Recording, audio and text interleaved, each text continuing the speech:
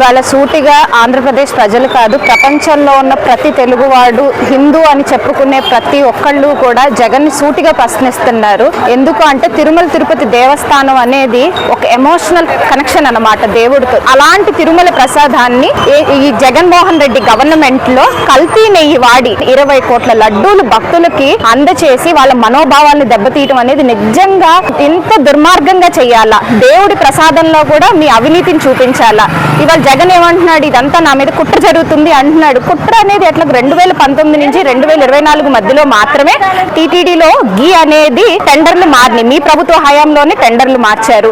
మీరు రాష్ట్ర ప్రభుత్వం దానికి బాధ్యత తీసుకోవాలి. ఆనాడు టీటీడీ పాలక మండలి మీది, ఆనాడు ఉన్న గవర్నమెంట్ అఫీషియల్స్ మీ వాళ్ళు. సో మరి ఇవన్నిటినీ కూడా మరి మీరు ఎందుకు ఖండిస్తున్నారు అనేది మాకు అర్థం కావట్లేదు. ప్రజల సొమ్ము తిన్నాడు, ప్రభుత్వ సొమ్ము తిన్నాడు, దైవం సొమ్ము కూడా తిన్నాడు. మేడం ఇప్పుడు అన్నారు ఆల్రెడీ ఏం చేయలేదు, కావాలని మా మీద దుష్ప్రచారం చేస్తున్నారు. ఏమీ దుష్ప్రచారం చేయటం లేదు కదండి. లడ్డు నమూనాలని ల్యాబ్ టెస్ట్ కి పంపించడం జరిగింది. యానిమల్ ఫ్యాట్ ఉందని తేల్చారు, ఒక కెమికల్స్ ఉన్నాయని తేల్చారు. ఏదో ఒక చెప్పుకోలేని ఒక కంటెంట్ ఒకటి ఈ లడ్డూల్లో ఉంది అనేది కూడా ఇచ్చింది, నిర్ణయం ఇచ్చింది. దాన్ని కోర్టులో కూడా ప్రొడ్యూస్ చేశారు. ఇంకా దీంట్లో ఏమున్నాయి ఆధారాలు లేవనడానికి ఎలా చెప్తారు మీరు? తిరుమల తిరుపతి లడ్డు గురించి ఆ సిట్ నివేదిక బయటకు వస్తుంటే ఒక్కొక్క నిజం. కనీసం స్వామివారి లడ్డూలు మనం ఎంతో పరమ పవిత్రంగా ప్రసాదంగా తీసుకుంటాము, వాటిని కూడా అలా అపవిత్రం చేయాలి, లేకపోతే వాటిని అలా కలుషితం చేయాలని ఎలా అనిపించింది జగన్మోహన్ రెడ్డి గారు? కనీసం అంటే డబ్బు తప్ప ఇంకా ఏమి వద్దంటారా? వాళ్ళకి మనసులతో పని లేదు, భక్తితో పని లేదు, దేవుడితో పని లేదు. దాచుకోవటానికి దోసుకోవటానికి వచ్చిన వాళ్ళకి భక్తితో ఎందుకు? వెంకటేశ్వర స్వామి అంటేనే అన్ని రాష్ట్రాలకి పెద్ద దేవుడు. అలాంటి లడ్డూలోని ఇలా కల్తీ కలిపారంటే వాళ్ళు ఎంత దుష్టత, ఎంత నీచాతి నీచంగా.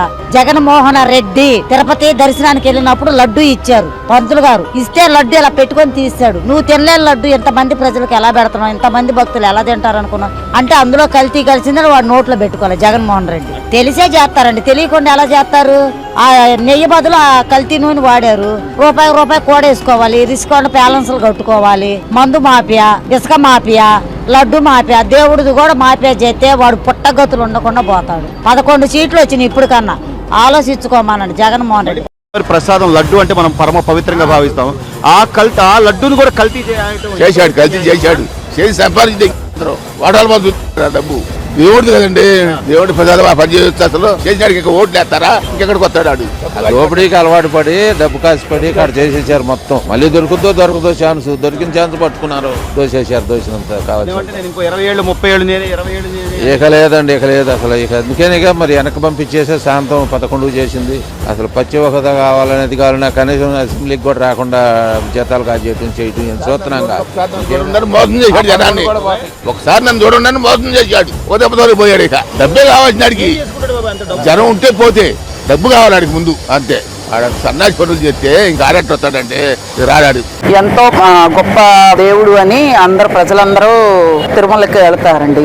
అలాంటి ప్రసాదాన్ని కల్తీ చేసిన ఈ కుక్కలు ఎవరైతే ఉన్నాయో, ఎందుకంటే తిరుపతి ప్రసాదం అంటే మేము ఎంతో పవిత్రంగా భావించే ప్రసాదం అది. అలాంటి ప్రసాదాన్ని కూడా కల్తీ చేసిన ఈ నీచులు మరి నిజంగా సిట్టు ఈ రోజు ఈ నిర్ణయం తీసుకున్నందుకు ప్రజలందరం కూడా చాలా సంతోషిస్తున్నామండి. ఎందుకంటే ప్రసాదాన్ని కల్తీ చేశారు కాబట్టి అండి. అంటే ఇప్పుడు ఏమంటున్నారంటే అసలు కల్తీ చేయలేదని రిపోర్ట్ ఇచ్చింది, అది ఇదని మాట్లాడుతున్నారు వైసీపీ వాళ్ళు. ఒకవేళ ఏకపక్షంగా వీళ్ళన్నట్టు తీసుకుని ఉంటే గనక వెంటనే తీర్పిచ్చేయాలి కదండి, వెంటనే వచ్చేయాలి కదండి. విచారణ జరిపే కదండి తీర్పిచ్చింది. అంటే మీకు ఏదన్నా అనుకూలంగా వస్తేనేమో సిట్టు మంచిది, లేదు అని అంటే గనక ఏకపక్షంగా వెళ్ళినట్టే అండి. అంటే దీంట్లో కెమికల్స్, అంటే నెయ్యి కూడా కాకుండా కెమికల్స్ కలిపి ఇవ్వటంపై మీకు ఎలా అనిపిస్తుంది అమ్మా? అసలు చాలా దుర్మార్గం అండి అది. వెంకటేశ్వర స్వామితో పెట్టుకున్న వాళ్ళందరూ ఏమైపోయారో ప్రజల రాష్ట్రం మొత్తం, దేశం మొత్తం, ప్రపంచం మొత్తం తెలుసండి. అలాంటిది ఇప్పుడు వీళ్ళు ఆ భగవంతుడితోటే ప్రసాదంతో ఇన్ని ఆటలాడి ప్రజల మనోభావాలు దెబ్బతీసి ఇంత కల్తీ చేసినందుకు త్వరలోనే సిట్ వేసిన శిక్ష కంటే అతి భయంకరమైన శిక్ష త్వరలోనే ఉందండి. దేవుడు ప్రసాదాన్ని కల్తీ చేశారంటే వీళ్ళను మనుషులు అనాలా?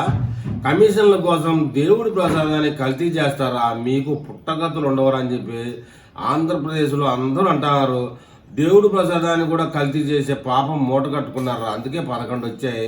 భక్తుల విశ్వాసంతో ఆడుకోవడం క్షమించరాని నేరం.